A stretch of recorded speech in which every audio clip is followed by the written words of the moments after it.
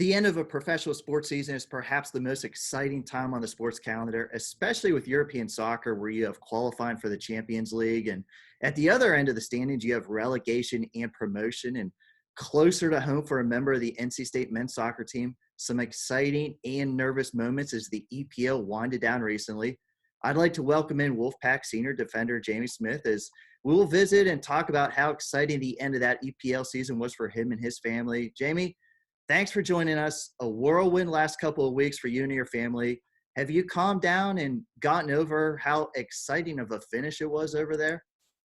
Yeah. Thank you for having me. No, it was a surreal couple of weeks. Obviously, being at home was extra special with the family, and winding down them closing games to the season was obviously very nerve wracking. Sat at home, but they managed to get over the line, and the feeling at the end of it is obviously a very pleasing one. And they're in the Premier League next season. That's all they wanted to. Of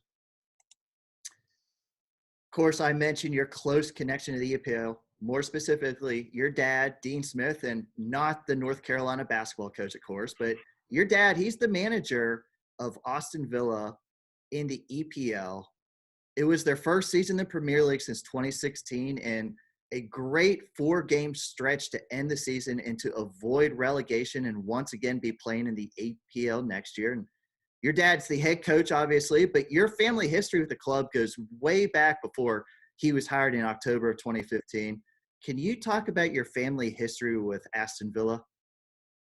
Yeah, so obviously the last couple of years have been whirlwind couple of years with my father taking over the club that the whole family supports. I mean, it started back with my granddad, who sadly passed away during COVID-19. So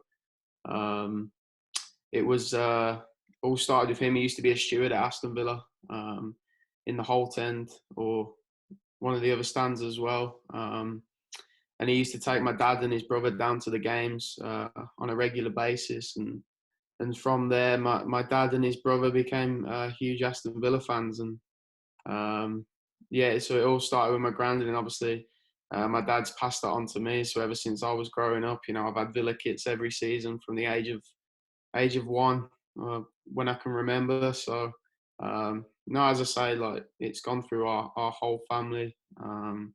We're Aston Villa fans, and to see what's going on at the moment, and to have a promotion in that first season when he took over, to then obviously having survived this season in the Premier League after with 4 games to go, looking like it was going to be a very tough ordeal.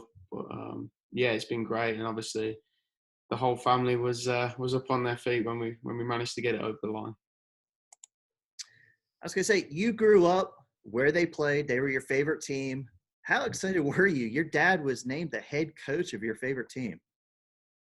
Yeah, I mean, it was quite surreal. As I say, I was in America when all this was happening, on my scholarship. So I didn't manage to sort of get the feel with it with the family back home, which was kind of different and disappointing in a way. But I'm over here doing what I want to do, and playing soccer.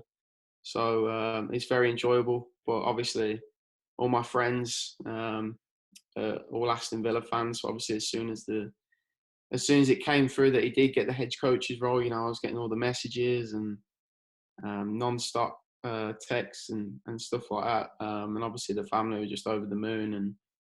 And to obviously take that to the next level of success and manage to fly home for the playoff final last year, which got us promoted, was a crazy situation. And one at the start of the last season we didn't expect. So it's been a crazy couple of years, as I say. You mentioned last year, and when your dad took over, the team was in 14th place in the Championship League, worked up to that playoff, got promoted to the EPL.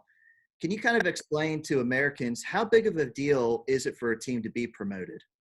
Yeah, I mean, promotion in itself is obviously a wonderful thing. Obviously, with the leagues and the MLS and the pro leagues over here, they don't really have a promotion and relegation ordeal. But yeah, to obviously get promoted from the Championship to the Premier League. The funding that's involved with the Premier League for any club that gets promoted is obviously massive. And then for us as well, going through the playoffs, having to play 2 games before that final against West Brom, beat them on penalties, which I watched in the States, funny enough. So that was horrible on my stomach. And then obviously to be able to go to Wembley, that just dropped. To be able to go to Wembley and be with my family and obviously go through the emotions that day entailed was honestly, it was something I'll never forget. And the celebrations after made up for it as well. And it was a surreal day, and there was lots of tears and lots of emotion, as I say. But to obviously see that and see my father take the club that he loves to the Premier League was something special. And that was last year. They got promoted, so this year was their first season in the EPL. With the coronavirus, the league stopped and then started back up without fans. And you mentioned the last 4 games of the season. It might be fair to say they were struggling a little bit down at the end, but 4 games, they got 2 wins, 2 ties, squeaked out. And then the final day, obviously very exciting. How nervous were you down this end of the season here? Yeah, no, it was a very nervous time. Obviously, very different watching the games on the television screen rather than being in the stadium. Being with my whole family, watching the games. My mom, she gets more nervous than anyone in the house. So it was quite interesting. Just seeing no fans at the stadium, it just created a different atmosphere than you might see. I mean, I tended to watch the games with no crowd noise, so it was quite interesting for me just to hear all the players' noises and stuff. But as you say, then we had 10 games to go after the project restart with the COVID-19 implications, and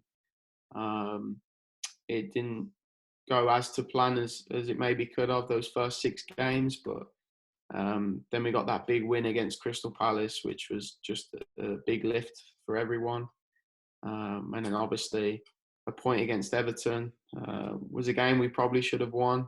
And then obviously the Arsenal game was an absolutely huge result. To go and get 3 points against them, obviously set us up for that final day and kept us outside the drop zone going into the final day, which I think was really important, because if we'd have lost against Arsenal or drew against Arsenal, we'd have been chasing the pack, and it would have been 2 or 3 points behind. But to have won that game and be out the relegation zone going into the final day was pretty huge. And obviously a draw was enough in the end, even though we probably should have won on the final day. But no, it was great to watch. And my father was very pleased, and I managed to call him straight after the game, and it was crazy. Like you said, that last game of the season, they had to travel to West Ham, got the result, got the tie. Where did you watch that game? Funny enough, I flew back to the States just after the Arsenal game. So I was in my apartment with Brad Sweeney and Kuda Musgrave. Brad obviously is a West Brom fan, so there's a little bit of a rivalry there. Obviously, West Brom had just got promoted, but he was back in Villa to try and stay in the Prem so that we could support them both next season when they come up against each other. So yeah, I just watched it here with a few of the lads who live in the apartment with me, and yeah, it was a nerve-wracking day. I don't think I spoke much during the game, and they were giving me other results from the other games, but I was just fully focused on watching us and hoping that we'd win. Were you able to enjoy the game at all, or were you just nervous the whole time? Honestly, I love watching Villa, but I can't say that I've enjoyed watching a game in a long time. No, of course, it's obviously with being an Aston Villa fan anyway, you're always nervous for your team, but when your family's involved with them as well, I think it becomes a little bit more nerve-wracking. And at the end of the day, you just want to see them win. So yeah, like obviously I enjoy watching them. The nerves get the better of me sometimes. and sometimes I don't enjoy it as much and can get very frustrated. But at the end of the day, that's football or soccer, and that's just how it is. Getting you back to NC State practice, hopefully getting underway next week. How excited will you be to get back out onto the soccer field for your final season? Yeah, obviously, I live with Brad, and we're both seniors, and obviously with the COVID-19 effect that it's had on the world and people in general, it's been a very difficult time for the world, and obviously everyone involved at NC State. So yeah, I mean, we haven't trained together since mid-February when everything got closed down. So that's been a very very strange and long period to be without the team and be around familiar faces. So to be able to get back out on the field will be great, and to see everyone again will be absolutely fantastic. And honestly, I can't wait to get going again.